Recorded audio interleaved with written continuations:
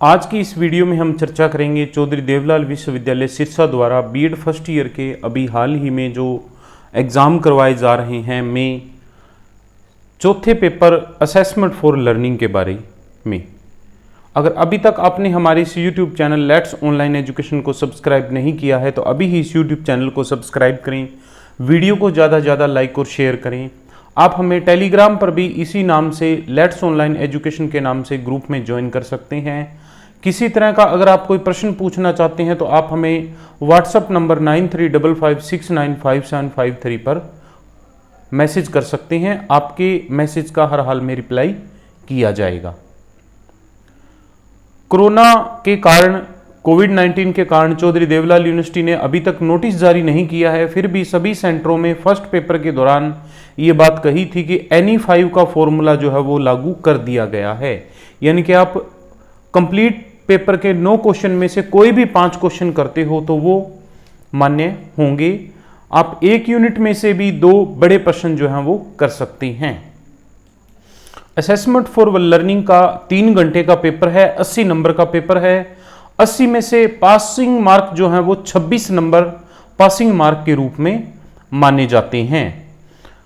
Normal जो question paper था उसमें 9 क्वेश्चन थे जिसमें से कोई भी 5 अटेम्प्ट करने थे। क्वेश्चन नंबर 1 कंपलसरी था जिसमें प्रत्येक यूनिट यानी 4 यूनिट में से एक शॉर्ट आंसर टाइप आता था और इसी तरह बाकी की जो प्रश्न थे उनमें प्रत्येक यूनिट में से 2 बड़े प्रश्न आते थे जिनका उत्तर देना होता था। लेकिन कोरोना के कारण कोविड-19 के कारण अब NE5 का फॉर्मूला जो है वो चौधरी देवलाल यूनिवर्सिटी द्वारा लागू कर दिया गया है। पहले साल के प्रश्न पत्र की हम बात करें तो उसमें शॉर्ट आंसर टाइप में पूछा गया है कि कॉन्सेप्ट ऑफ असेसमेंट का संप्रत्यय, यानी कि इस तरह का अगर 4 नंबर में प्रश्न पूछा जाता है तो आपको असेसमेंट शब्द का अर्थ, उसके बाद में इससे जुड़ी हुई कोई दो परिभाषाएं और फिर आपको इस प्रश्न का उत्तर जो है वो लिखना चाहिए। शॉर्ट आंसर टाइप प्रश्न का उत्तर आपको करीबन एक साइड या फिर दूसरी साइड के करीबन मान के चलिए कि मैक्सिमम 1.5 या 1.25 पेज के अंदर आपको इसकी जो है 1.25 या 1.5 साइड के अंदर इस प्रश्न का उत्तर देना चाहिए। इसी तरह लॉन्ग आंसर टाइप जो प्रश्न है उसका उत्तर आपको करीबन 5 से 7 साइड या फिर 2.5 से 3.5 पेज पर देना चाहिए। तो बड़ा प्रश्न पूछा गया था कि आंकलन से क्या अभिप्राय है, आंकलन की महत्वता का वर्णन कीजिए। यानी कि जो चीज शॉर्ट में पूछी गई है कि व्हाट इज असेसमेंट या कॉन्सेप्ट ऑफ असेसमेंट, उसी को बड़े में what do you mean by assessment. तो यहां आप देख सकते हैं कि लॉन्ग आंसर टाइप में इसके जो महत्व है, इंपॉर्टेंट ऑफ असेसमेंट है, वो यहां से पूछे गए हैं।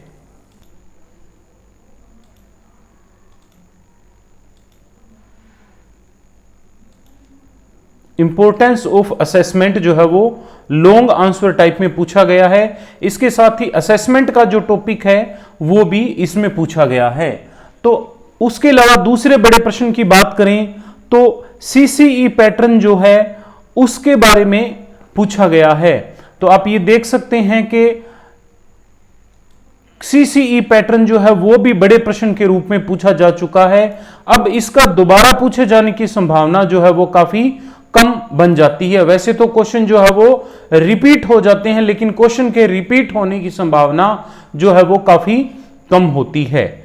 इस साल की अगर हम बात करें तो आप देख सकते हैं कि ये फॉर्मेटिव और सबमेटिव जो असेसमेंट है, मूल्यांकन है, उस चीज के बारे में इस बार पूछे जाने की पूरी संभावना बनती है। फॉर्मेटिव और सबमेटिव जो मूल्यांकन है उसके बारे में इस बार बड़े प्रश्न के रूप में पूछा जा सकता है। या फिर इसी में आप देख सकते हैं कि असेसमेंट के साथ साथ इसका एक पार्ट जो इसके प्रिंसिपल के रूप में है, प्रिंसिपल ऑफ असेसमेंट, इन दोनों को भी यहां जोड़ करके एक प्रश्न के रूप में पूछा जा सकता है। यहां आपसे ये असेसमेंट के बारे में पूछा जा सकता है और उसके बाद में असेसमेंट के जो प्रिंसिपल हैं इन दोनों चीजों के बारे में आपसे यहां जोड़ करके पूछा जा सकता है। तो इन दोनों ही टॉपिक को एक बार आप अच्छे से पढ़ लें कि असेसमेंट क्या है और असेसमेंट के साथ साथ इसका जो असेसमेंट के जो प्रिंसिपल हैं इन दोनों को जोड़ करके आप अच्छे से पढ़ लें। बड़ा प्रश्न जो है इन दोनों में से पूछे जाने की संभावना काफी बनती है। वैसे तो NE5 का फॉर्मूला लागू हो चुका है, तो NE5 के फॉर्मूला के लागू होने में आप कोई भी 2 यूनिट जो है वो कर लें तो काफी है। लेकिन कभी कभार बीएड में प्रश्न जो है वो क्रिटिकल पूछ लिया जाता है, तो ऐसी परिस्थिति में उस पत्र का प्रश्न का उत्तर दे पाना काफी मुश्किल हो जाता है। कम समय में अगर आप इसकी तैयारी कर रहे हैं तो आप सिर्फ 2 यूनिट को अच्छे से तैयार करिए और उसके साथ साथ बाकी जो 2 यूनिट है उनमें से भी एक एक 2 बड़े प्रश्न जो हैं वो आप अच्छे से जरूर तैयार कर लीजिए। यूनिट नंबर 2 की अगर हम बात करें तो यूनिट नंबर 2 में लास्ट ईयर आप देख सकते हैं कि merit of objective type test, objective type यानी बहुविकल्पीय जो टेस्ट होते हैं उनके वस्तुनिष्ठ जिन्हें कहा जाता है कि परीक्षण के लाभ के बारे में शॉर्ट आंसर टाइप पूछा गया है। बड़े प्रश्न की अगर हम बात करें तो what are the major tool of valuation explain interview along with the merit and demerit. आंकलन का मुख्य उपकरण, आंकलन के मुख्य उपकरण कौन से हैं? साक्षात्कार का इसके लाभ तथा हानियों सहित वर्णन कीजिए। तो यहां आप देख सकते हैं कि ये जो इंटरव्यू है, इंटरव्यू को यहां इन्होंने मेरिट और डीमेरिट के साथ यहां पूछ लिया है। तो ये एक तरह से लॉन्ग आंसर टाइप में एक पूछा जा चुका है।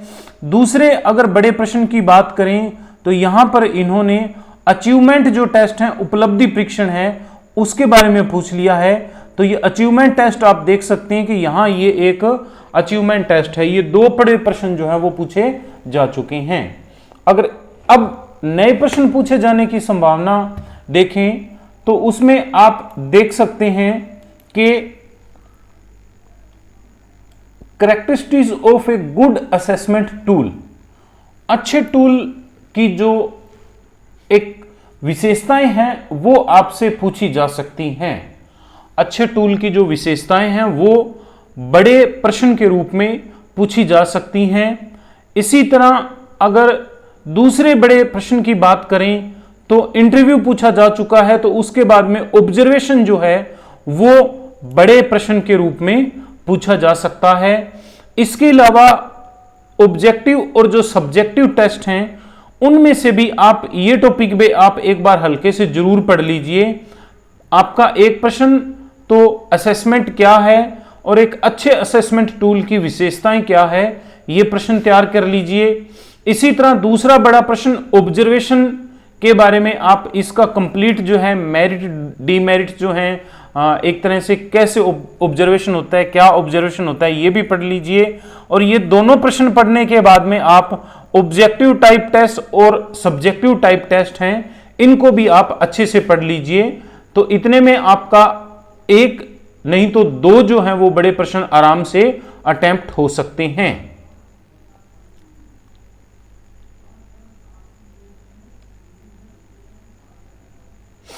अगर अभी तक आपने हमारे इस YouTube चैनल को सब्सक्राइब नहीं किया है तो अभी ही इस YouTube चैनल को सब्सक्राइब करें, वीडियो को ज़्यादा लाइक और शेयर करें और हो सके तो कुछ WhatsApp ग्रुप में भी इसे शेयर कर दें ताकि ज़्यादा से ज़्यादा विद्यार्थियों तक हमारी इस वीडियो के माध्यम से पहुंच बन सके और अधिकतम विद्यार्थियों को इसका फायदा मिल सके।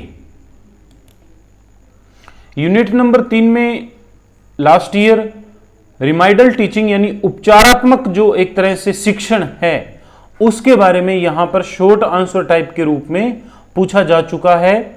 रिमाइडल टीचिंग ये आप देख सकते हैं कि यहां ये टॉपिक है, इसको लास्ट ईयर जो है वो पूछा जा चुका है।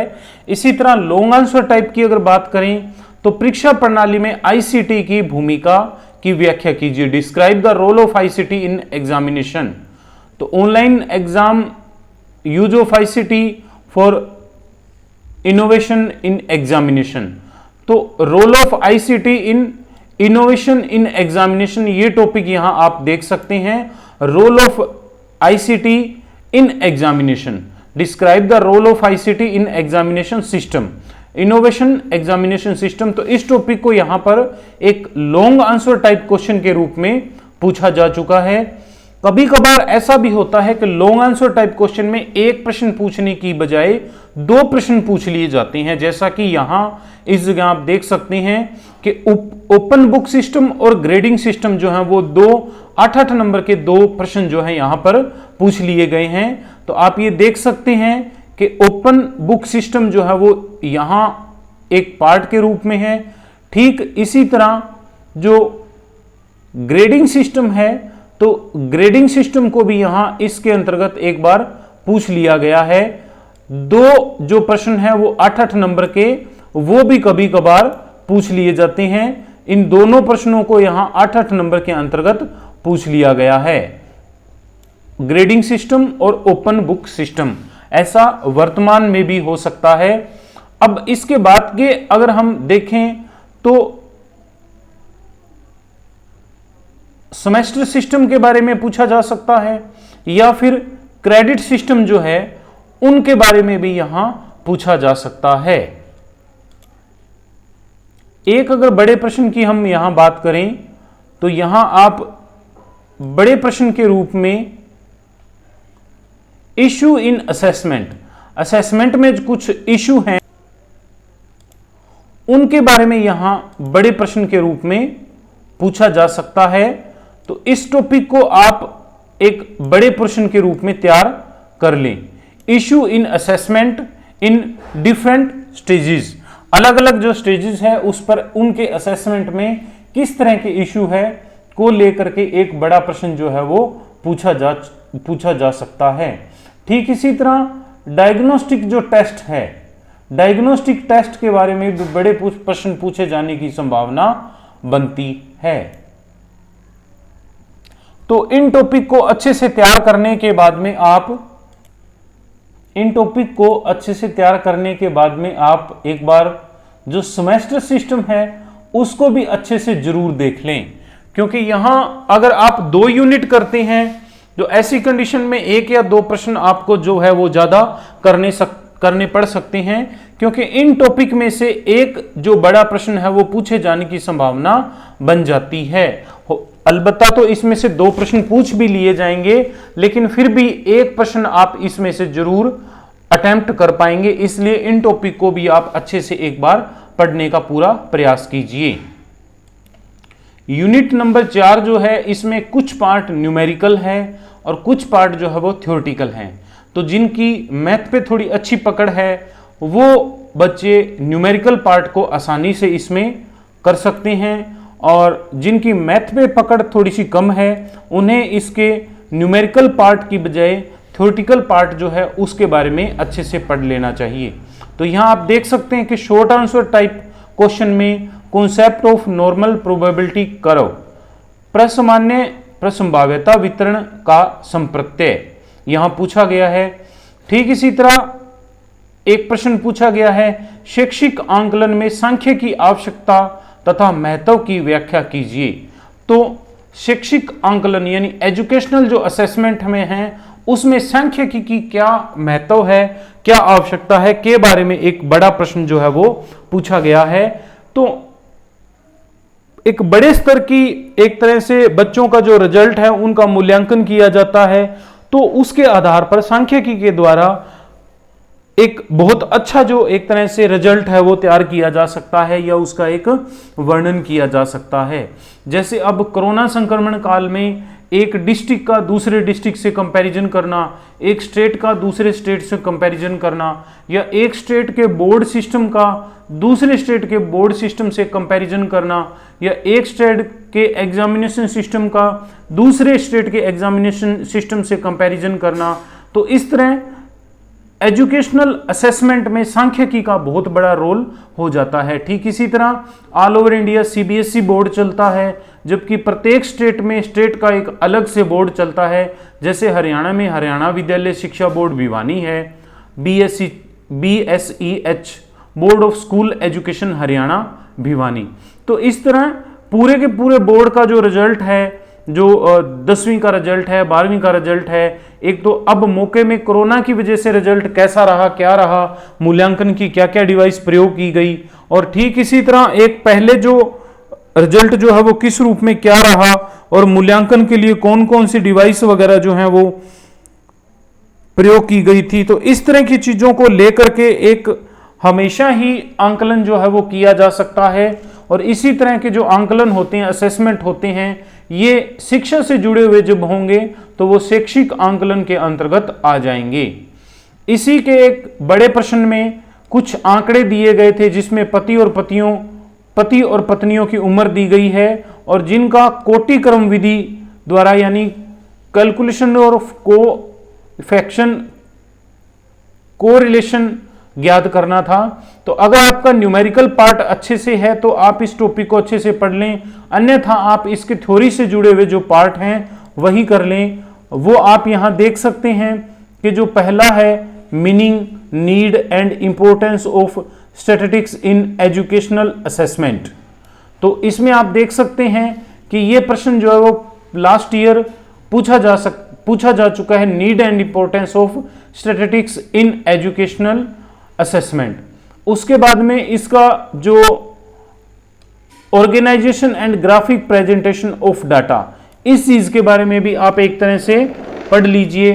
ठीक इसी तरह मेजरमेंट ऑफ सेंट्रल टेंडेंसी है, तो सेंट्रल टेंडेंसी में मीन क्या है, मीडियन क्या है, मोड क्या है, इनसे जुड़ा हुआ थ्योरेटिकल जो डाटा है, थ्योरेटिकल जो चीजें हैं वो आप जरूर पढ़ लें। और अगर आप न्यूमेरिकल पार्ट पर जाना चाहते हैं तो आप मीन मीडियन मोड, इसके बाद में ये जो क्वार्टल डेविएशन है, स्टैंडर्ड डेविएशन है, ये इतना पार्ट आप इसका जरूर कर लीजिए। ठीक इसी तरह थ्योरेटिकल पार्ट में आप देख सकते हैं नॉर्मल प्रोबेबिलिटी कर्व, इसका कॉन्सेप्ट और इसकी जो विशेषताएं हैं वो भी एक बार आप जरूर देख लीजिए। चौथा पार्ट जो है वो इसका यूनिट का, उसमें कुछ पार्ट थ्योरी का है और कुछ पार्ट जो है वो एक तरह से डाटा का है, आंकड़ों का है, न्यूमेरिकल पार्ट है। तो आपको जो अच्छा लगता है अब उस एक पार्ट को आप तैयार कर लीजिए। वैसे भी कोरोना कोविड-19 की वजह से आपका इसमें NE5 का ऑप्शन लागू कर दिया गया है, तो आपको इस पेपर को भी अटेम्प्ट करने में कोई परेशानी की सामना नहीं करना पड़ेगा। इतने विद्यार्थी हमारे द्वारा बनाई हुई वीडियो को देख रहे हैं, लेकिन फिर भी लाइक करने वाले स्टूडेंट की संख्या जो है वो बहुत ही कम है। ठीक इसी तरह आपको कई बार बोला गया है कि आप अपना नाम और आप किस स्टेट से हमसे इस YouTube चैनल से जुड़े हुए हैं ये भी हमें जरूर क्लिक कर दीजिए, कमेंट पर क्लिक कर दिए ताकि हमें पता लगे कि भारत के किन किन राज्यों के विद्यार्थी जो हैं वो इस YouTube चैनल के माध्यम से हमसे जुड़े हुए हैं। इसी तरह और अधिक बेहतर जानकारी के लिए आप हमसे जुड़े रहिए। लेट्स ऑनलाइन एजुकेशन जो कि हमारा YouTube चैनल के साथ साथ टेलीग्राम का ग्रुप भी है। किसी भी तरह की नई जानकारी जो जब भी यूनिवर्सिटी से आती है तो उस चीज के बारे में हम जल्द से जल्द वीडियो बनाने का पूर्ण प्रयास करते हैं। इसी तरह आपका सहयोग बना रहे। धन्यवाद।